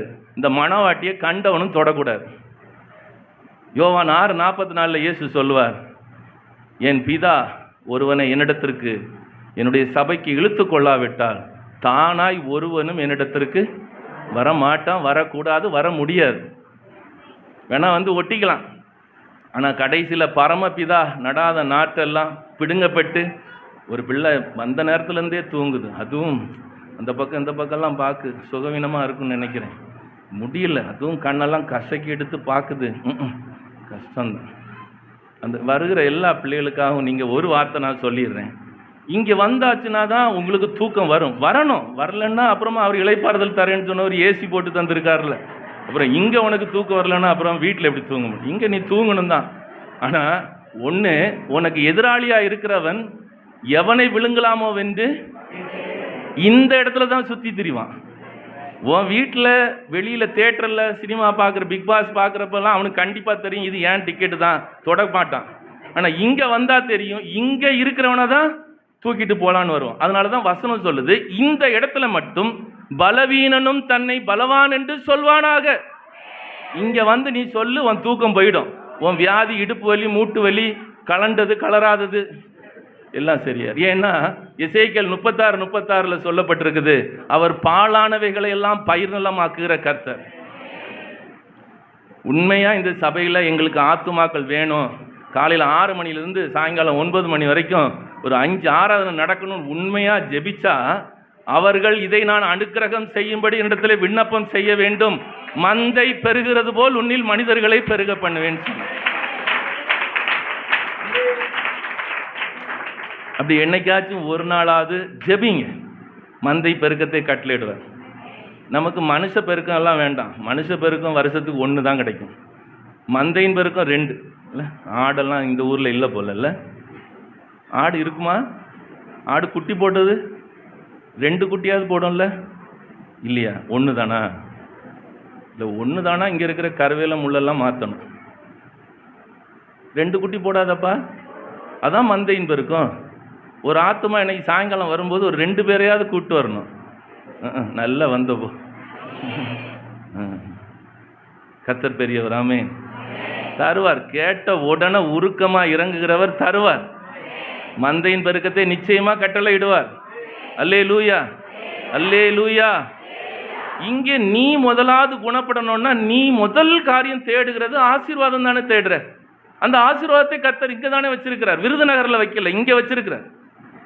இங்கே வச்சிருக்கிறார். சொன்னால் நம்ப மாட்டேன். பற்றி அந்த தம்பி சிரிக்கிறான், அந்த தம்பி நல்லா சிரிக்கிறான், அவனுக்கு தெரிஞ்சிருக்கு போல இருக்கு. 1:28 ஆதியாகமத்தில் சொல்கிறார் பார், கனி கொடுக்கிறவர்களாய் பெருகி பூமியை நிரப்பி அதை கீழ்ப்படுத்தி அதை ஆண்டு கொள்ளுங்கள். இதுதான் ஆசீர்வாதம். இந்த நாளையும் தருகிறதற்காக தான் கர்த்தர் இந்த இடத்தை வைத்திருக்கிறார். இந்த பலிபீடத்தை கர்த்தர் ஏன் வச்சிருக்கிறாரு? இங்கே சபித்த பூமியிலிருந்து நீ சம்பாதித்திருக்கிற பொன், வெள்ளி, வைரம், வைடூரியம், பணம், பெட்ரோல், கெமிக்கல், நிலக்கரி, ஹைட்ரோ கார்பன், மீத்தேன், ஈத்தேன், எதுல சம்பாதிச்சாலும் அது அவருடைய சாபம், முள்ளும் குறுக்கும். அதை தான் வீட்டில் பீரோ நிறைய அடுக்கி வச்சிருக்கிறாங்க. ஆனால் அதை நீ கொண்டு வந்து இங்கே கொடுத்தா இங்கே ஆசீர்வதிப்பேன்றார். எங்க சொன்னாரு? யாத்திராகமம் 20:24 சொல்றார். மண்ணினாலே ஒரு பலிபீடத்தை எனக்கு உண்டாக்கி, மனுஷருக்கு அல்ல அவருக்கு உண்டாக்கி. பலிபீடத்தை ஏன் உண்டாக்கி வைக்கணும்? ஸ்தேவான் சொன்னானே கைனால கட்ட வேண்டான்னு சொல்லி, அவன் சொன்னது ஒரு வசனத்தை மட்டும்தான் சொல்லி இருக்கிறாங்க. ஏசாயா 66:1 மட்டும்தான் அதில் எழுதியிருக்கிறாங்க. ஆனால் 2ஆம் வசனம் சொல்லுது, ஆகிலும் சிறுமைப்பட்டு ஆவியில் நொறுங்குண்டு என் வசனத்துக்கு நடுங்குகிறவனை நான் நோக்கி பார்ப்பேன் கர்த்தர் சொல்றார். எங்க இருந்து நோக்கி பார்ப்பாரு? ஏசாயா 18:4 வசனம் சொல்லுது, என் வாசஸ்தலத்திலிருந்து நான் அவர்களை கண் நோக்குவேன். கடைசி பகுதி அப்படிதான் போட்டிருக்கோம், என் வாசஸ்தலத்திலிருந்து நான் அவர்களை கண் நோக்குவேன். கண் நோக்கினார், உன்னை அவர் பார்த்துட்டாருன்னா என்ன நடக்கும்? யாத்திராகமம் 2:25 வசனம், தேவன் இஸ்ரவேல் புத்திரரை கண் நோக்கினார், தேவன் அவர்களை நினைத்தருளினார். அவர் உன்னை நினைச்சா என்ன நடக்கும்? கர்த்தர் நம்மை நினைத்திருக்கிறார், அவர் நம்மை ஆசீர்வதிப்பார். அப்போ அவர் ஒன்றை ஆசீர்வதிக்கணும்னா அவர் ஒன்றை நினைக்கணும். அவர் ஒன்றை நினைக்கணும்னா அவர் ஒன்றை பார்க்கணும். அவர் பார்க்கறது இந்த இடத்துல இருந்து தான் உன்னை பார்க்கிறார், வேற எங்க இருந்தும் பார்க்கல. அதுக்கு தான் சொன்னேன், ஊர் பேர் எதுக்கு சொன்னேன்? இங்க இருந்து தான் உன்னை பார்க்கிறார். இதுதான் உன்னுடைய ஆலயம், இதுதான் உன்னுடைய பலிபீடம், இவங்க தான் உன்னுடைய ஊழியக்காரங்க. உன் கடைசி நாள் ஸ்தோத்திர கூட்டம் இங்கே தான் நடக்கும்னு நீ உடன்படிக்கை பண்ணுனா, இந்த இடத்துல இருந்து உன் தேவன் உன்னை பார்ப்பார், உங்க அப்பா உன்னை பார்ப்பார், உன் மணவாளன் உன்னை பார்ப்பார், உன்னுடைய காரியஸ்தன், உன்னுடைய தேற்றவாளன் அவர் உன்னை பார்ப்பார். இந்த இடத்துல நீ கொண்டு வருகிற காணிக்கையை நீ வெட்ட வேணும்னு சொல்லல ஆண்டவர். ரோமர் 12:1 ஜீவ பலின்னு சொல்றாருல்ல, நீ அந்த காணிக்கையை கொண்டு வரும்போது சர்வ அங்க தகன பலி செலுத்துன்னு சொல்லுவார். யாத்திராகமம் 20:24 அதை சமாதான பலியாக கொடுங்கன்னு சொல்லுவார். அப்படி கொடுத்தா அதுதான் என்னுடைய நாமத்தை அறிக்கை செய்கிற இடம், அங்கே நான் வந்து உன்னை ஆசீர்வதிப்பேன்னு சொல்லுவார். இங்கே வந்திருக்கிறார்ல, இங்கே வந்திருக்கிறாரா? 2 பேராவது 3 பேராவது நாமத்தினால எங்கே கூடியிருக்கிறீர்களோ அங்கே நான் இருக்கிறேன்னு சொன்னார்ல. அப்போ வந்திருக்கிறவர் ஏன் ஆசீர்வதிக்காமல் போறார் உங்களை? கொடுக்குற காணிக்கையில் இருக்கக்கூடிய சில காரியங்கள். நீங்கள் காணிக்கையை கையில் எடுக்கும் போதே அதை உங்களை வெட்டி துண்டாக்கிட்டு கொடுக்கணும். எனக்கு போனஸ் கிடைச்சிது கொண்டு வந்தேன்னு சொல்லக்கூடாது. அது சர்வாங்க தகன பலி கிடையாது. இந்த நாளிலே ஐஸ்வர்யத்தை சம்பாதிக்கிறதுக்கான பலனையே நீங்கள் தந்தது, அதுதான் சர்வ அங்க தகன பலி. அப்புறமா விபிஎஸ்க்கு கேட்டாங்க, சண்டே ஸ்கூலுக்கு கேட்டாங்க, 10,000 ரூபா கொடுத்துருக்கேன். அந்த மொய் வச்ச லிஸ்டெல்லாம் இங்கே சொல்லக்கூடாது. இங்கே கல் வச்சு சபை கட்டக்கூடாது. கல் வச்சு கட்டுனா சத்தம் கேட்கும், இங்கே சத்தம் கேட்கக்கூடாது. கர்த்தாவே உமது கரத்திலிருந்து வாங்கி உமக்கு கொடுக்கிறோம், அதுதான் சமாதான பலி. அந்த பலி கொடுக்குற இடம் அவருடைய நாமத்தை அறிக்கை செய்கிற பிரஸ்தாபடுத்துகிற இந்த இடத்துல வந்தவர் உன்னை ஆசீர்வதிச்சுட்டு போவார். அப்படி இருக்கிற இடத்துல முழங்கால் படியிடுங்க. கொடுக்கப்பட்ட நேரம் முடிஞ்சிருச்சு. நீங்கள் என்ன கேட்டாலும் தருவார். இங்கே வந்தால் நரகத்துக்கு விட மாட்டார். இது உன்னுடைய ஜீவ புஸ்தகம். இந்த ஜீவ புஸ்தகத்தை அப்படியே பரிசுத்த வேதத்தில் ஒரு இடத்துல இருந்து மட்டும் சொல்லிடுறேன். முழங்காலில் நிற்கும் போது நான் சொல்லிடுறேன். அதுக்கு முன்னாடி ஒரு காரியத்தை நான் சொல்ல மறந்துட்டேன். சபிக்கப்பட்ட பூமியில் இந்த இடம் மட்டும் எப்படி பரிசுத்தமாய், இங்கே வந்தால் மட்டும் என் காணிக்கை எப்படி பரிசுத்தமாகுது அப்படின்னு உனக்கு ஒரு சந்தேகம் இருந்தா, யாத்ராகமம் 28ஆம் அதிகாரம் 38ஆம் வசனத்தை இருக்கிற இடத்துல வேதத்தை எடுத்து படி. இன்னைக்காவது உனக்கு கர்த்தர் கொடுத்திருக்கிற இந்த ராஜரீக ஆசாரியர்களாய் இந்த சபையை நடத்தும்படி தெரிந்து கொண்ட அந்த பிள்ளைகள் உன் வலியை, உன்னுடைய நோயை, உன்னுடைய அவமானத்தை, உன்னுடைய பலவீனத்தை, உன்னுடைய தோல்வியை அவர்கள் சுமக்கிறார்கள். இந்த வசனம் என்ன சொல்லுது? இஸ்ரவேல் புத்திரர் தங்கள் பரிசுத்த காணிக்கைகளாக படைக்கும் பரிசுத்தமானவர்களின் தோஷத்தை ஆரோன் சுமக்கும்படி. இந்த உலகத்தில் உனக்கு இருக்கிற பிசாசை விரட்டணுமா? இந்த ஊழியக்காரங்களால் முடியும். இந்த சபையின் மேய்ப்பர்களால் மட்டும்தான்.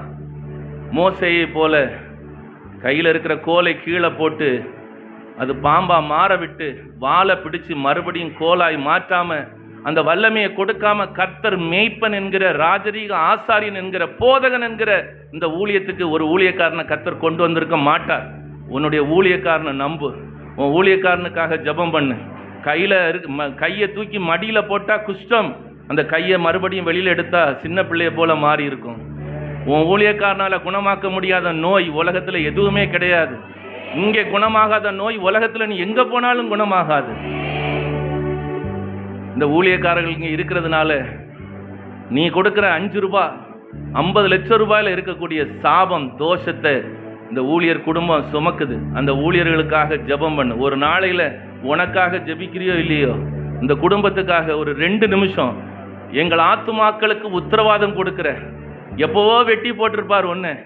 ஒவ்வொரு முறை டிசம்பர் 31ஆம் தேதி ராத்திரியும், ஐயா இந்த குடும்பம் தப்பு தான் பண்ணுது, தவறு தான் பண்ணுது, அநியாயம் தான் பண்ணுது, ஆனால் இந்த 1 வருஷம் இருக்கட்டும் ஐயா, இந்த 1 வருஷம் இருக்கட்டும், நிச்சயமாக அடுத்த வருஷம் கனி கொடுத்துருவாங்க.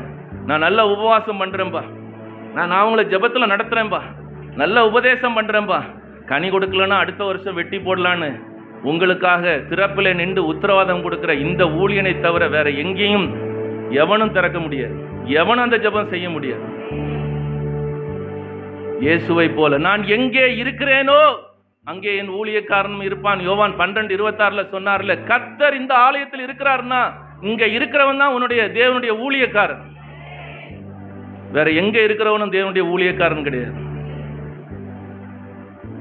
இந்த இடத்துல வந்தா எவ்வளவு அசுத்த விபச்சாரியா இருந்தாலும், கல்லறியறதுக்கு கொல்லப்படுவதற்கு இங்கே வந்திருந்தாலும், என்னிடத்தில் வருகிறவனை நரகத்திலே தள்ள மாட்டேன்னு சொன்னவர் குனிந்து தரையிலே அவருடைய பெயரை மணவாட்டின் எழுதிவிட்டு சொன்னார், இனி உங்களில் பாவம் இல்லாதவன் கல்லறியட்டும். அவர் என்ன எழுதினார்னு எவனுக்கும் தெரியாது, ஹீப்ரூலையும் தெரியாது, கிரேக்கத்திலையும் தெரியாது. ஆனால் சங்கீதம் 87ஆம் சங்கீதம் 5-6 வசனம் சொல்லுது. சங்கீதம் 87:5-6 சொல்லுது, இன்னான் இன்னான் இதிலே பிறந்தான் என்று பரலோகத்திலே சொல்லப்படும். எல்லா நாமத்துக்கும் மேலான நாமத்தை பெற்ற உன்னதமானவர் இயேசு உன்னை மணவாட்டியா இந்த ஆலயத்திலே ஸ்திரப்படுத்துவார். தகப்பனாய் பிதாவாகிய தேவன் பரலோகத்திலே ஜீவ புஸ்தகத்தில் பேர் எழுதும் போது இன்னான் அதிலே பிறந்தான் என்று அவர்களை தொகையிடுவார். உனக்கு வீட்டு அட்ரஸ் பின்கோடு அல்ல பரலோகத்திலே எழுதப்பட்டிருக்கிறது, இந்த சபையினுடைய அட்ரஸ். இதுதான் உன்னுடைய விலாசம் பரலோகத்தில். இன்னான் இன்னான் இதிலே பிறந்த. எத்தனை 1000 முறை வாசிச்சிருப்ப. உன்னுடைய ஜீவ புஸ்தகம் இந்த சபைன்னு தெரிஞ்சிருந்தா இந்த சபையில இவ்வளவு அலட்டல் இருந்திருக்காது, இவ்வளவு சத்தம் கேட்டிருக்காது. உன் பேர் எழுதப்படுகிற இதுதான் ஜீவ புஸ்தகம். இந்த ஜீவ புஸ்தகத்துக்கு என்ன மரியாதை கொடுத்த? ஜீவ புஸ்தகத்தில் பேர் எழுதப்படாதவர்களாய் காணப்படுகிறவர்கள் தள்ளப்படுவார்கள் சொல்லப்பட்டிருக்குதே. ஆனால் இங்கே வந்துட்டும் தள்ளப்படணுமா? எப்படிப்பட்ட சூழ்நிலையில் இங்கே வந்திருந்தாலும் உன் கூப்பிடுதலின் சத்தத்துக்கு அவர் உருக்கமாக இறங்கி இஸ்ரவேலின் பரிசுத்தர் உன்னை பரிசுத்தமாக்கும்படி தான் இங்கே கொண்டு வந்திருக்கிறார். நீ பரிசுத்தமாக்கப்பட்டிருக்கிற உணர்வோட பேசு. பரிசுத்தவான்களுடைய ஜபங்கள் தான் தூபங்களாய் போய் நிற்கும் என்று சொல்லி வெளிப்படுத்தின விசேஷத்தில் வாசிக்கிறோம். நான் பாவி மண்ணன் ஜெபிச்சா அது பரிசுத்தவானுடைய ஜபமாக இருக்காது.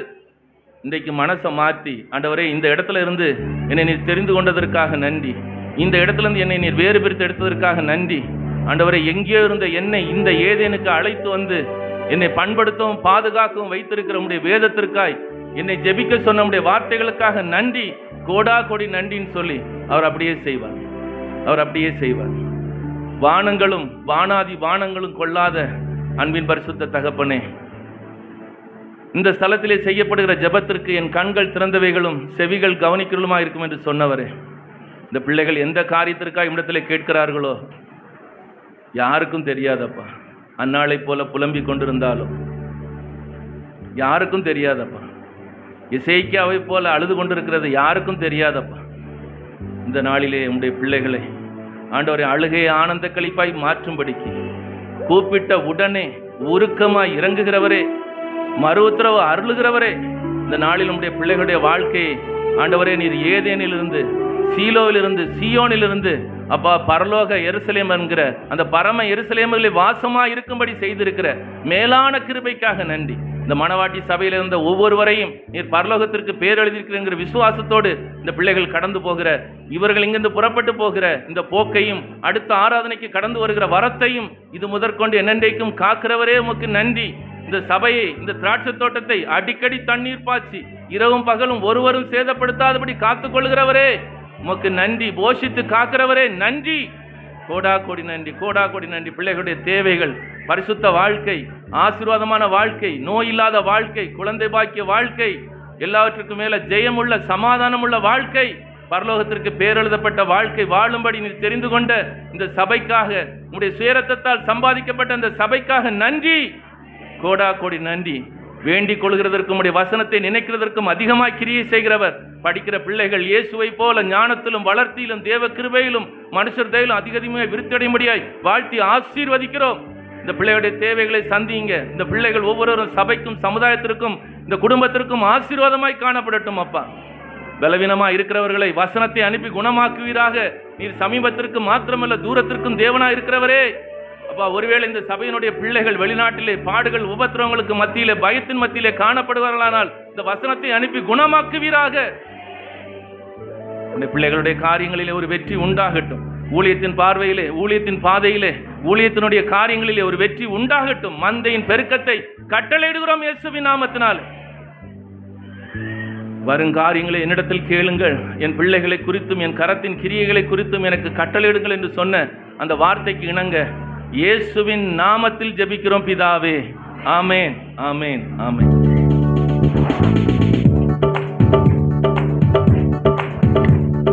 செட்டையின் கீழ் அடைக்கலம் புகவே தம் சிறகுகளால் மூடுவார். அவர் செட்டையின் கீழ் அடைக்கலம் புகவே தம் சிறகுகளால் மூடுவார். செட்டையின் கீழ் அடைக்கலம் புகவே தம் சிறகுகளால் மூடுவார். அவர் செட்டையின் கீழ் அடைக்கலம் புகவே தம் சிறகுகளால் மூடுவார். உன்னதமானவரின் உயரனை வெளியிருக்கின்றவர் சர்வ வல்லவரின் நிழலில் தங்குவான். இது பரமசிலாக்கியமே. சர்வ வல்லவரின் நிழலில் தங்குவான். இது பரமசிலாக்கியமே. அவர் செட்டையின் கீழ் அடைக்கலம் புகவே தம் சிறகுகளால் மூடுவார். அவர் செட்டையின் கீழ் அடைக்கலம் புகவே தம் சிறகுகளால் மூடுவார். தேவன் என் அடைக்கலமே, ஒரு பொல்லாப்பும் முன்னை சேருமோ. ஒரு வாதையும் உன் கூடாரத்தை அணுகாமலை காத்திடுவார். ஒரு வாதையும் உன் கூடாரத்தை அணுகாமலை காத்திடுவார். அவர் சட்டையின் கீழ் அடைக்கலம் புகவே தம் சிறகுகளால் மூடுவார். அவர் சேட்டையின் கீழ் அடைக்கலம் புகவே தம் சிறகுகளால் ஓடுவார். கைகளை தட்டி கர்த்தரை மகிமைப்படுத்துவோம். ஹல்லேலூயா, ஹல்லேலூயா, ஹல்லேலூயா. நாளிலே கர்த்தர் நம்மளோடு பேசின வார்த்தைக்காய் கர்த்தரை ஸ்தோத்திரம் பண்ணுவோம். ஆண்டு இந்த நாட்களிலே நம்மளோடு பேசி இருக்கிறார். நான் உன் ஜெபத்தை கேட்பேன், உன் அழுகையின் சத்தத்திற்கு பதில் உண்டு. என் நாட்டப்பட்டவர்களாய் கனி கொடுக்கும் பொழுது தேவனுக்கு மகிமையான சாட்சியாய் நம்மை ஏற்படுத்துவார். ஹல்லேலூயா. எல்லாம் இருக்கிற கைகளை உயர்த்தி கர்த்தரை நோக்கி நாம் பார்ப்போம். ஆண்டவரே, இந்த நாளில் எங்களோடு பேசின ஒவ்வொரு வார்த்தைகளுக்காக நன்றி. இந்த நாளுடைய கரம் எங்களோடு இருந்ததுக்காய் ஸ்தோத்திரம். இந்த முறை கலந்து கொண்ட ஒவ்வொருவரையும் கர்த்தர் ஆசீர்வதிப்பீராக. அவருடைய வேலைகள், பிஸ்னஸ், சகல காரியங்களுக்கு கர்த்தருடைய கிருபை இருக்கும்படி நாங்கள் ஜெபிக்கிறோம். கேட்ட வார்த்தையின்படி நாங்கள் நிலைத்திருந்து கனி கொடுத்து உமக்காக வாழ கர்த்தர் எங்களுக்கு உதவி செய்யும். இயேசு கிறிஸ்துவின் நாமத்தில் ஜெபிக்கிறோம் எங்கள் ஜீவனுள்ள நல்ல பிதாவே, ஆமென். நாத்துமாவே கர்த்தரை ஸ்தோத்திரி, முழுமே பரிசுத்த நாமத்தை ஸ்தோத்திரி. நாத்துமாவே கர்த்தரை ஸ்தோத்திரி, அவர் செய்து வரும் சகல உபகாரங்களையும் மறவாதி. நம்முடைய ஆண்டவராகிய ஸ்நாவுடைய கிருபையும் பிதாவாகிய தேவனுடைய அன்பும் பரிசுத்த ஆவியானவருடைய அந்யோன்ய ஐக்கியமும் சமாதானமும் கர்த்தருடைய வருகை பிறந்த அனைவரோடும் இருப்பதாக. அல்லேலூயா, அல்லேலூயா, அல்லேலூயா. கர்த்தர் யாவரையும் ஆசீர்வதிப்பாராக. கர்த்தர்